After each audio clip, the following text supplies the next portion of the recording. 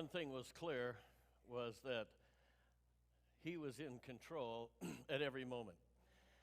All time has been measured from this event. Before the event, after the event.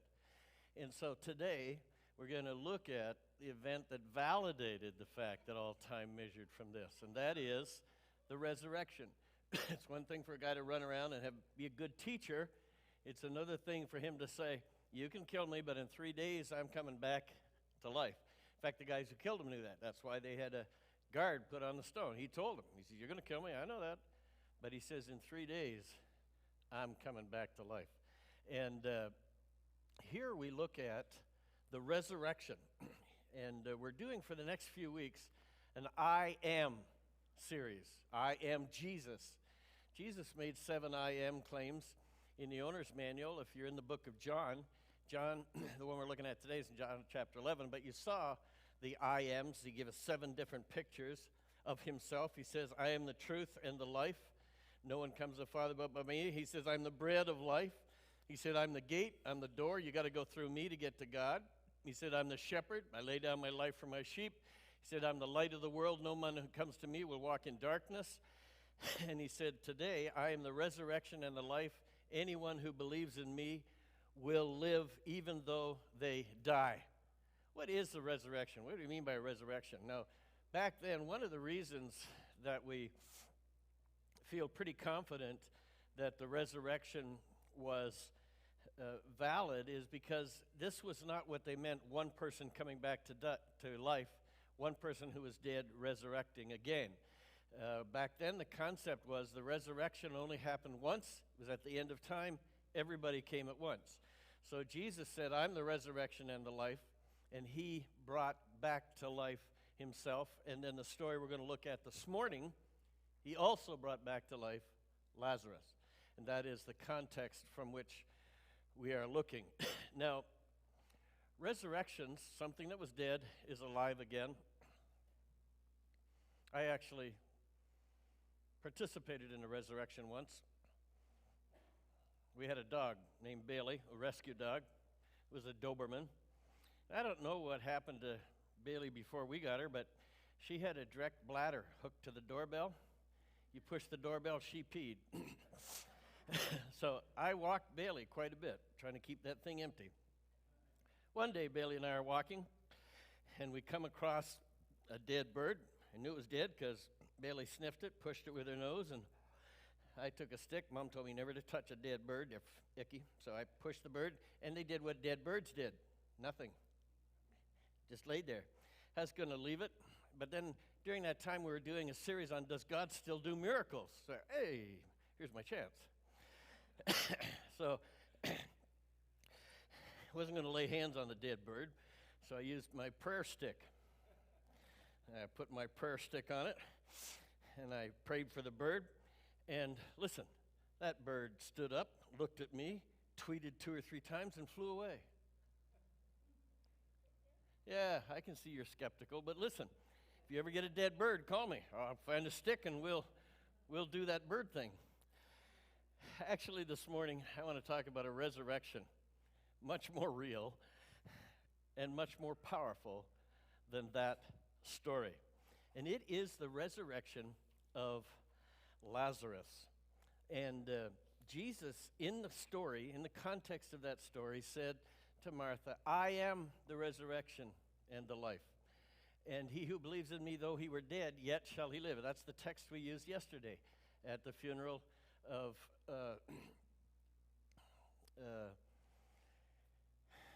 my brain died. And it'll resurrect partway through this. Sorry? Arsenio. That was right on the tip of my, no it wasn't. And so Arsenio, we talked about how confident he was, and I'd known him for 17 years, and he had worked through his faith. And at the end, he just laid back. Why? He was confident that because Jesus Christ lived, died, and lived again, he too is going to live. And so he just said, all right, I'm out of here. And he was 87, 88 next month. But he had walked with God, had such a close relationship to God, was so confident in this teaching this morning that even the nurses were saying, what is this? He is looking beautiful and at peace. And he was so relaxed, so beautiful. And he was just leaving his body for a while to go see his Savior. Now, the unfortunate part of this is that there are several kinds of deaths, and I would like to look at them this morning, because we can die inside of us several ways, and it doesn't necessarily have to be a physical death. But if we look at the context this morning, we're going to see in this story several areas where people's lives had died. The story starts with John 1:11 and 1. If you want to take out your Bible or your phone or your laptop or some people have brought a paper Bible. I understand they still make these. A man named Lazarus was sick. He was from Bethany. It's in your bulletin too, if you want to take that out. The Bible's all over the place around here. Mary, who is Lazarus' brother,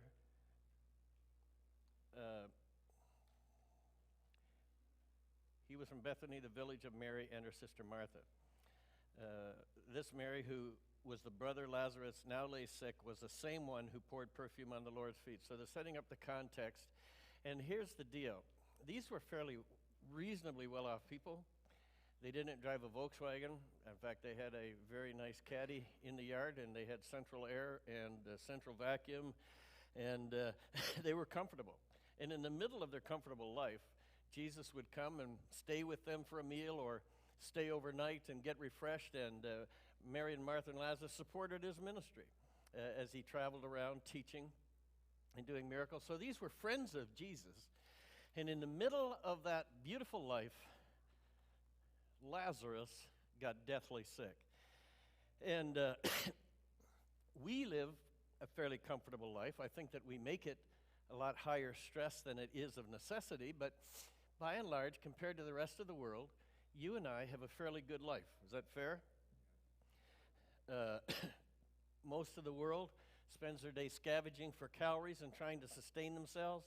2 billion people live on $2 a day and less. And what do? We got to spend more money to figure out what we did with the calories we put in and work out and run. And we live a good life. Anybody here not have air conditioning? Yeah, we live in a good life. Yeah, you can do that. Save a bundle. But in the middle of our comfortable life, right here in the United States, we can have some very bad news. And someone that you love can get very sick or get cancer, or that job that you've had, which has been sustaining you, can go away. You had what was a dream marriage, and it turned into a nightmare. Close friendship is about to be shattered, or the principal calls you, and he wants to talk to you about your teenager, and he didn't call you to say that your son or daughter just made the honor roll. He wants to talk about other stuff. You can have bad news in the middle of a good life. Now, in the middle of this bad news, Jesus says something very interesting. I mean, this is bad. This is ugly. There's just no two ways about it. And he says, this sickness will not end in death. He says this Lazarus lies dead. No, this sickness is for God's glory, so that God's Son may be glorified through it. And, in fact, this little incident really triggered things. The people came to him in droves. It's not every day that somebody who's been dead so long, their body's decomposing and smells, comes back to life. And the rulers of the time, the political structure says, look, we got to do something with this guy. He's bringing people back from the dead. He's doing miracles. Everybody's following him. We are going to lose our power. Rome is going to take our power from us. We got to get rid of this guy. This little miracle right here started the end that led to the Good Friday crucifixion. But he said all of this was done so that God could glorify me, his son, here on the earth, and we could start this whole plan into motion. Here's the thing, the very thing that you would never ever want to happen to you, God intends to bring glory to himself through the worst news you could ever receive. I remember, how many of you guys remember Phil Bartlett and Sandy? Yeah, okay. Anybody else? No, he was the guy who started Street Watch Ministry, and Dave and Franny have taken it over. And Phil's wife, Sandy, was dead. Well, she was still hooked up. But Phil asked Dennis Mawson, we were going to go in and pray for Sandy. And Phil is saying, pray for her to be healed. I go, Phil, I don't want to say it, but your wife is dead, man. Look at this. Look at this. They're keeping her alive. This is just a dead body with tube stuff and pumps and air. You need to deal with some reality here. But he said, no, I want you to pray for her to be healed. So Dennis and I prayed for her to be healed. And I'm looking at Dennis, and I'm going, Dennis, one of us doesn't know what's going on in this room. I mean, I spend hours and hours and days and hundreds of times in ICU, and I'm not a doctor, but I've seen enough numbers to know when someone's in deep, deep trouble. And she was done, but he wants us to pray for her. And, okay, Phil, that's what we'll do. Put our hands on her, prayed for her, and left the hospital room. By the next morning, she's up and around. And God can give you the worst news you've ever heard and turn it around. Are you with me? And we talked a few weeks ago about Doug Cash, whose father was the engineer that set these standards. His son, it was dead, but one of the board members, Bill was his name, says, no, God told me he's going to live. And so he has to stand up to all the doctors. Finally, after days and days and days, the doctor says, no, $10,000 a day, you're not worth it. They pulled the plugs, and he was on the side of the bed in a very short time wanting some soup. But God can take the worst news you've ever heard and turn it into his glory for the kingdom. Are you with me? What's the worst news you've ever had? Relax. God's got it. This crucifixion looked like Jesus was... No. Jesus is in control. He's moving inexorably the timetable towards his chosen destiny. He's in charge. You got something bad happen? Relax. He's got it covered. Now, in this story, we're going to see that Mary and Martha sent for Jesus. And what did Jesus do? He did nothing. For 2 days, he hangs out, and Mary and Martha go nuts. Come on, Jesus. You said come on, he's your friend. You said we were your friends. Get down here. And for 2 days, Jesus sits around and eats banana muffins. He didn't go. He wasn't doing anything. He just was sitting, doing nothing, talking to disciples, hanging out, and they're freaking out. 2 days after he gets it, he makes the 2-day journey down there, and he says, okay, guys, let's go to Judea and see Lazarus. And the disciples go, right, we go to Judea, they're going to kill us, which was true. Things were getting a little stormy now, and let's go to Judea. He says, no, we have to go to Judea because Lazarus has fallen asleep. We need to go wake him up. Of course, he's speaking euphemistically. He's a couple days away, but he knows Lazarus is dead. Now that Lazarus is dead, it's time to go. Come on, Jesus, that timing's a little off. Like as a pastor, my timing's impeccable. I can tell when the dishes are done and dessert's out, and I can visit you every time. It's just a case of timing. But Jesus' timing, he waits until the guy dies. Then he says, time to go. And they say, well, if you've fallen asleep, he'll get better. Leave him alone. But Jesus had to tell him, no, he's dead, and I have to go and raise him from the dead. Now, in this story, there's 3 reactions to this and 3 different types of death that happened. And I want us to look at the disciple Thomas, Mary, and Martha, all who were in different stages of dying inside themselves as it happened. Now, you look at Thomas. Thomas was dead in his doubts. Thomas was doubting. And don't get persnickety with Thomas, because if somebody says to you, yeah, they're dead 3 or 4 days, I'm going to go down and raise them up. You'd say, yeah, let's go. No, you wouldn't. He's dead. And Thomas says, well, if he's going to Jerusalem, let's go with him. We'll all die together. A little bit of sarcasm. It could have been faith, but I kind of think it was being sarcastic. Thomas was saying, this isn't going to end well. This is not going to go well. In other words, I don't believe anything good is going to come from this death and tragedy. Are you with me? This is going to be ugly, but let's go. He doubted that Jesus was going to be able to do anything good in this, and the only outcome that was about to happen was Jesus and all of his followers were about to get killed. He was pretty doubtful.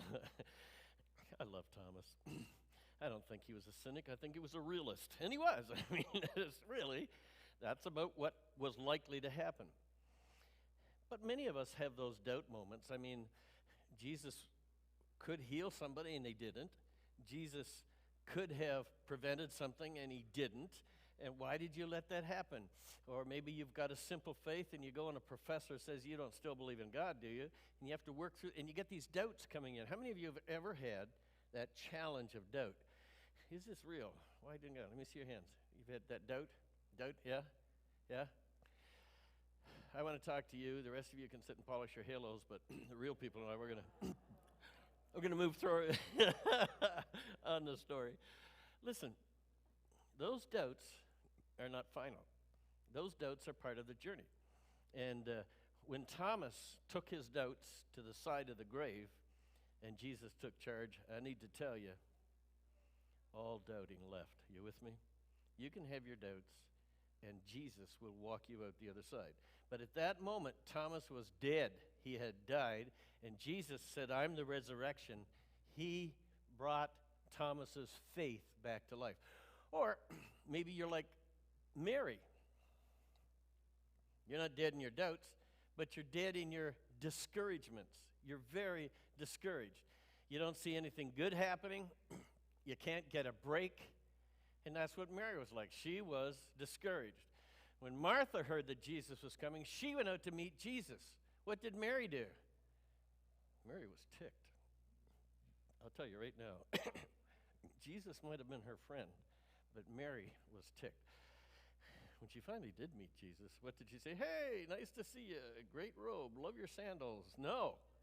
You should have been here, and if you had come when I asked you, Lazarus would not have died. Hi. You with me? She was ticked. And she didn't even go out to meet him. Martha went out to meet him. Mary says, don't think so. He just killed my brother. She's discouraged. It's over. There's nothing that can be done. This is out of control.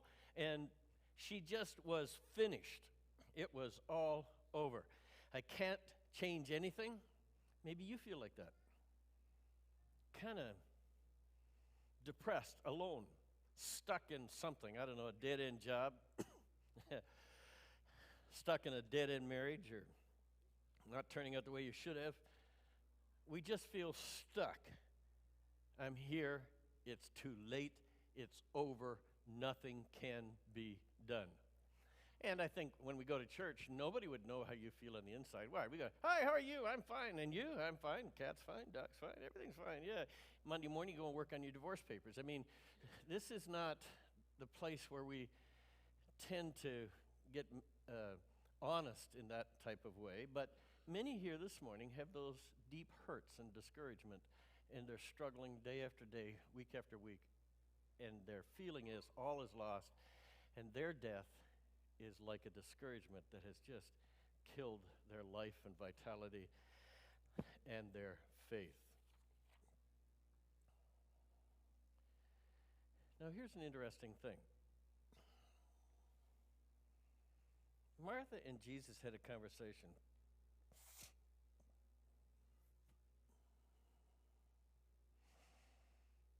And Martha, she's trying to hang on. It's done. He's dead for 4 days. What's so important about 4 days? Well, there was some teaching that time. It wasn't religious or biblical. I heard someone say they thought it was the faith of the Sadducees, but the Sadducees did not believe in life after death. They were materialists. And so they didn't believe in eternal life. That's why they were so sad, you see.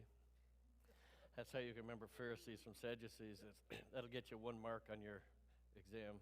But it didn't come. I think it was just part of the area where the spirit would hang around for 3 days after the death. But on day 4, the spirit left. And so Jesus waits till day 4. Not only is he dead, the spirit's gone, and he's decomposing. Jesus waited until it was impossible. You tracking with me here? He waited. Martha and Mary are freaking out, tearing their hair out, and Mary got a little in his face, and rightly so. There's no reason for him to die. I've seen you cure other people. What are you doing? She was discouraged and felt hopeless.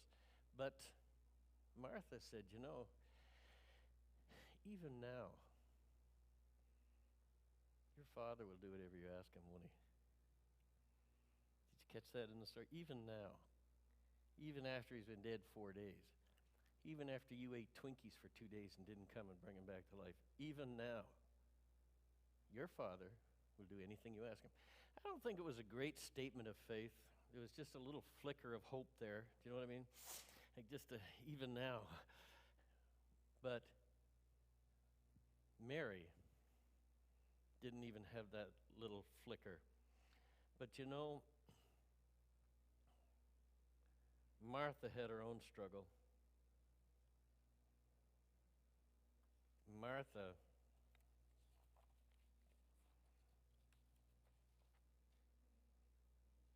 was the one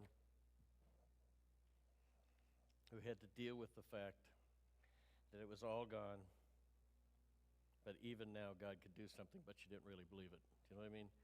Yeah, even now God will do what you want. She's lost it. She's just so discouraged with the delay. Now, what did Jesus answer to Martha? Martha said, God will do anything you want. Jesus says, I am the resurrection and life. He didn't say, I bring dead people back to life. He says, I am the life. I am the resurrection. I am where life resides. And that's what he told the scribes and Pharisees. They were, you guys study the Bible, you learn your verses, you hit each other in the head with verses, you argue about verses, you memorize verses. He says, you're missing the point. The verses point to me, who am life. I am life. I am the life. I'm what you're looking for. And so he says to Martha, he is dead, but I am life. Even now, I am life. Even now, he says to Martha, I am life. And here's the deal. Resurrection is not an event. It's a person. Life is found in the person of Jesus Christ. Our resurrection is found in the person of Jesus Christ. We come back to life through the person of Jesus Christ. And things don't stay dead long when resurrection walks in the room. Are you with me? Did you ever notice your kids can be acting up and stuff like that? But when you walk into a room, peace breaks out? Yeah. Chaos disappears when mom or dad walk in the room. Nothing stays dead when Jesus walks in the room. You with me? Nothing stays dead when Jesus walks in the room. Even now, he is the source of life. Now, Jesus has gotten over Mary, so mad she wouldn't even go out and see him. Martha, who said, it's all lost, but even now, whatever. And they walked to the tomb of Lazarus. And he's been dead. Martha told him, don't roll away that stone. You're going to knock us over with the smell. He's in there 3 days. You roll that stone back, we're going to puke. Jesus says, roll the stone away. And he says, Lazarus. It says that Jesus cried. Do you know, I think what bothered Jesus about this more than anything else, I think that he was bringing Lazarus back from a really good place, and he had to live out the rest of his life. And so he was almost sorry, Lazarus. I hate to do this to you, buddy, but I got to do a miracle, and you're it. Brings him back from this paradise, this wonderful place, sticks the spirit back in that body. He says, come on, get out. And Lazarus can walk it out, and he says, okay, take his grave clothes off. And he just needed to prove that he was the master of life and death. And Lazarus walks out of the tomb. Interesting that when Jesus walked out of the tomb, the women are saying, "How do we get the stone away?" But the stone was already rolled away. This time there was people around to roll the stone. But you know that sometimes you can get so discouraged and so worn out, so tired, you don't even think you can get the stone away from the cave you're in. You're just tired, exhausted. But Jesus said, "I am the resurrection, and I can look after the stone too. Whatever's blocking this up, I will clear the path. I will go ahead of you." And no matter when you feel dead inside, whether you've sort of lost faith or you've lost hope, it's gone on so long it's not going to turn around, or there's been delayed, you're praying for kids to come to Jesus and to experience the wonderful presence of God in your life, and they're on this high-speed path towards self-destruction. And God is delaying and delaying and delaying, or you have discouragement. Look, how would you like to be my father? How would you like to have been my father and praying for me to experience Jesus Christ? My father was a pastor. I lived in a town small enough where I could embarrass him every day. He's praying for me, and I'm a doorman in a place called the Bird Cage, where they have these naked girls up in these bird cages and stuff. I'm praying for me to come to Christ. I had a car that if you pulled it to pass somebody and you're going 100 miles an hour, your rear end would pass you. It was fast. That's the way I was living. I was a lifestyle which was just so embarrassing to my father. How would you like to raise me? How would you like to raise me? We were going to a hockey game one time. I had no fear for some reason. And in this car, we had it loaded up with all of our hockey equipment. You guys ever play hockey? You know how much hockey equipment it takes to get players? It weighs about equal parts. So we had 5 guys and 500 pounds of equipment. And when I wound the car up, it would cruise 130, so. But you didn't want to slow it down because with that much weight, you couldn't get the speed back up. So I'm going up this really busy Highway 15 in Canada, goes to the capital. But it was used by everybody. And this was Friday night, and we're going to play hockey. And all these cars are coming, and I can see the headlights coming over the hill way down there, and I got a whole line of traffic here. And so common sense would tell you to slow down, unless you're stupid. And so I just laid it on the floor, held it out, passed all the cars. We're going 130, 140 miles an hour, 5 guys, all the equipment. And you know what I'm thinking? These guys aren't going to die. They're going to get over. And these guys are going to get over, and everybody's going to let me pass. And that's what happened. These guys pulled in the ditch, scared themselves to death. These guys had to change their pants, and I went right up the middle. Past everybody. I was afraid of, how would you like to raise me? Come on. You're praying for your kid? You think your kid is a lost cause? You think your kid is never going to find Jesus Christ? If you were praying for me, you were praying for a lost cause. There was no evidence anywhere that Jesus Christ was working in my life. Are you with me? In fact, 2 ladies who have been praying for me every day, they said, for several years. They came in my business. They came across the counter and said, "David, we're praying for you." And I said, "I gave my life to Jesus Christ last week." And they said, "You did?" We'll keep praying. It was unbelievable. It was unbelievable. It doesn't matter what you're praying for. God reigns supreme. He is the dominant spiritual force. He can bring it about. He is the one who can change the circumstances. You do not need to get discouraged in the delay. You need to just keep praying. How many of you got things you're praying for a long time? You pray, yeah. And now, yeah. If you're like me, when the thing's making coffee, I shake it to get the coffee out faster so I can pull the cup out. And at work, when we had one of those drip things, which is way too slow, you had to wait for 8 cups. Now we just have 1 cup, pressurized. But I would take it out, put a cup in. I wasn't going to wait for 8 cups. I mean, I want it now.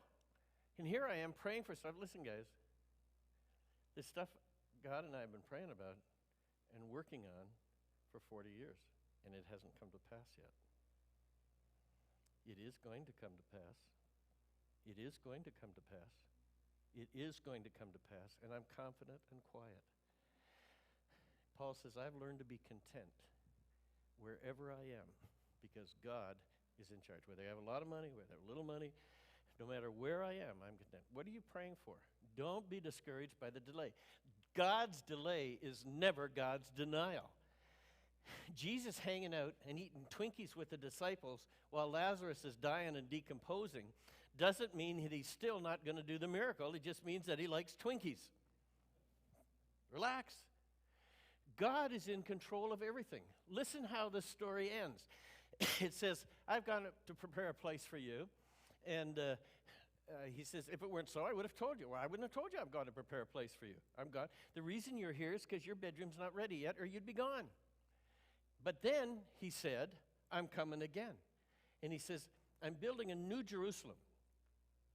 And he says, I'm going to break through the skies, and then I'm going to set up my new Jerusalem on earth. There's nothing that can stop me from doing my power and my will. I originally started the Garden of Eden. That was my thought. Satan tried to introduce sin and destroy it, but you need to know, I'm bringing down a new heaven and a new earth. I'm bringing a new Jerusalem. I will reign on the earth. I will be the light of the earth. I will bring my city down. You will reign with me forever. He said, Satan has not stopped me. I'm recreating it like it was with no mosquitoes. He said, your children will lay down and be entertained by poisonous snakes. Lambs will lay down with lions. He said, this thing is all out of kilter, but I have not been taken off course. I will walk in the cool of evening with you and my creation, and we will have fellowship. God will be on earth, and I will bring my plan to fruition, and Satan cannot stop it. It is coming. Nothing can stop me. What is going on? People worry about politics. Forget it. Jesus is in charge. He is running the timetable down. Somebody says the end times, whatever. If it is the end times, just keep your eye on the eastern sky and get to work. Doing the kingdom work, it just means we have less time to do what Jesus has asked us to do. He said, don't worry, don't be afraid. Why? He is in charge. Whatever you're praying about, he's in charge. Whatever you're worried about the delay about, he's in charge. Whatever you think is impossible, he can do it. And so as we walk out our faith with God, you need to have an even yet moment.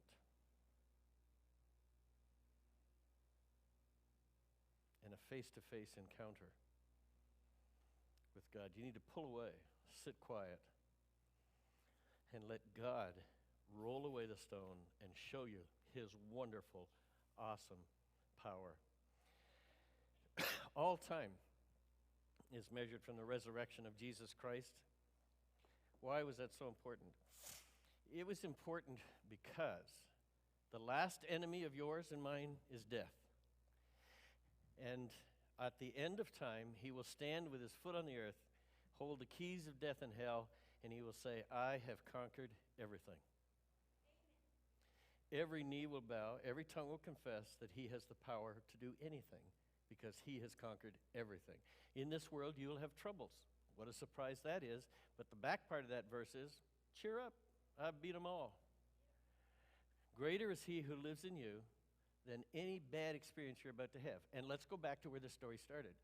The worst news that you can ever hear can be the best news. And I'm looking at someone right now who got some bad news, and it's turned around to be some of the best of your life has come since the bad news, hasn't it? Yeah, listen. Trust God. The worst news you've ever heard can be the start of the best of the rest of your life. Are you with me? Let God do his miracles in your life. This is not a social club. This is a place where God's Holy Spirit reigns supreme over every principality and every power. I love it, guys. Let me say it one more time. We are living so beneath our privileges. Listen to this. The scripture says that power that he used to raise Lazarus from the dead, and that power that slammed into that cold, dead body of Jesus, it had been bled out. It had the hide ripped off it.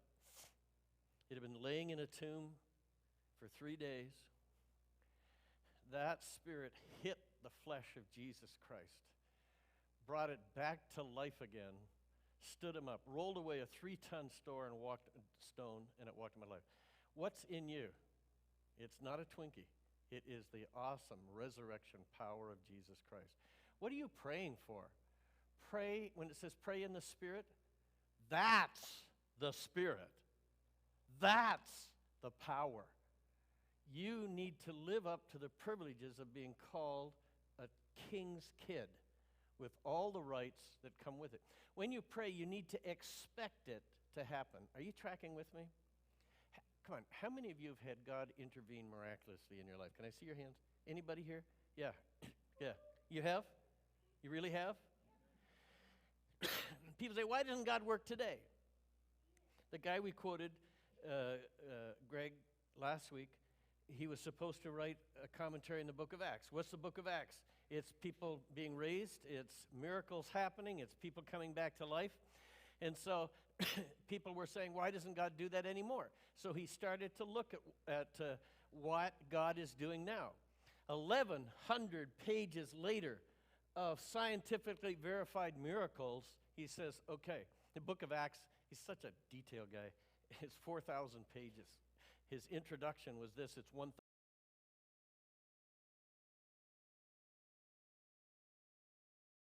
That's the introduction. I'll leave it to read later. But what he did was he only looked up miracles where you had MRIs before and after. Cancer here, verified. Cancer gone, verified. This broken here, verified by x-rays, doctors' reports. Afterwards, gone. Only miracles, and I'm not saying that any miracle that's not verified by science didn't happen. I'm just saying he's got 1,000 pages of God doing miraculous works that are verified by man. Not that God needs man to verify them, but people say, why doesn't God do that stuff now? Well, where are you looking? He found 1,000 pages of God doing it here and now. God is still alive. God is still working in your life. Don't be discouraged by the delay. Delay is never denial. What he wants us to do, look, there were times you have to, look, Joseph, right? He was promised to reign over his parents. He was promised to be a lord over his brothers. He was promised to be a king, and yet he is in a jail for 13 years. Why was that? You know something? Think of this. Joseph was a little stupid. Just thought I'd share that with you. You don't say to your brothers and your father, you're going to worship me someday. Yeah, you're going to be on your face in front of me. That's not a wise thing to do. That's not a king. But by the time his brothers and his father came, he says, look, you guys sold me into slavery. I've had some hard lessons, but I need to tell you, I understand what God was doing in the delays of my life. He was preparing me to be a ruler of Egypt. And now I am ready, and what you intended for bad, he is going to use to save his whole nation. My father Israel, you, my brothers, heads of the tribes, God has used me to bring about his purpose. The worst news he ever heard was down in a well when the traders came by negotiating the price of him as a slave. The worst news he ever heard was Potiphar's wife saying, hey, he tried to rape me. The worst news he ever heard was after time after time after time after time. The worst news you could imagine, and God used it all for his honor and glory to save his nation from destruction, and in the process he elevated Joseph to the highest ruler in the land, next only to the Pharaoh. Why are you in delay? Don't waste the time. God's working in your life. Learn, walk with him, be filled with joy, and learn to be content. He's doing something. He's not eating Twinkies. He's waiting for you to grow and mature, because he might be going to do something for you so big you are not mature enough to handle what he's about to do in your life. Are you with me? If he'd have made Joseph ruler of Egypt when he was stupid enough to tell his brother they're going to worship him, it would not have been good. And if I were your friend, I'd tell you, you may need a few years yet to get wise. I just thought I'd share that. Did I say you're dumb? No, I just said time makes us wise. And time with delayed gratification, walking with God, makes us wiser yet. Amen? Hey, look, maybe you're dead to this whole salvation thing. Maybe the Spirit that I'm talking about, this presence of God through His Spirit in you, you've never taken the first step of resurrection. Those who were dead in their trespasses of sin, those who didn't believe in God, those who were just running their own life, doing their own thing, they've never said, you know, I do believe in you. And He comes in and brings us to life. You were dead, now you're alive. That's the first resurrection. And we've spent most of this service talking about those of us who already have been brought to life and how He works in us with His Spirit. But whether it's the first miracle of belief or the second miracles of faith, God, through Jesus Christ, is your resurrection. He will bring you to life, and He will work in your life. Would you stand with me?